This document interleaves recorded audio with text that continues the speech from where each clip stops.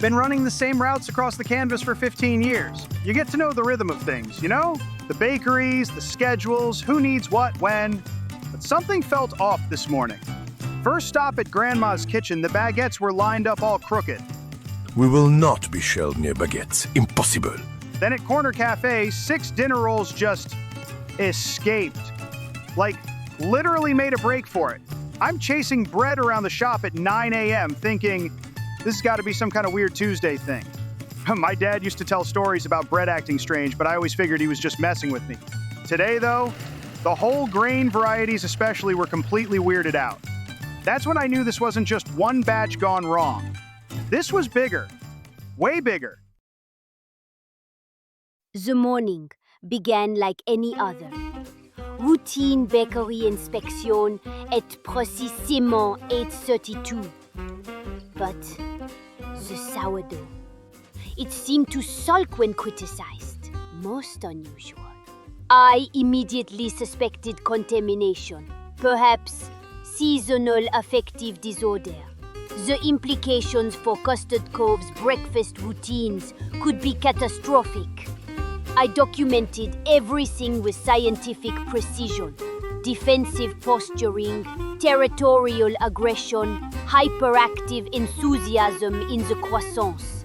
By afternoon, my hypothesis was forming. Seasonal emotional resonance, triggered by Tuesday's yeast batch.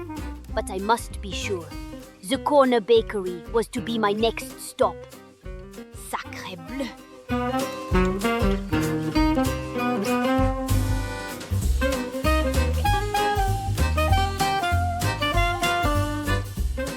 Order, order!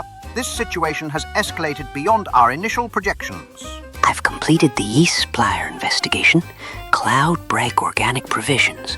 All Peach has been experimenting with emotional nutrition. The Tuesday batch developed advanced emotional intelligence. If Pete's yeast has achieved emotional awareness, we need therapeutic intervention immediately.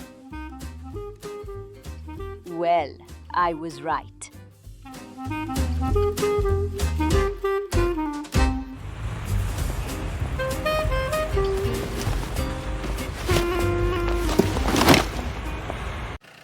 Let's see what old Pete has going out.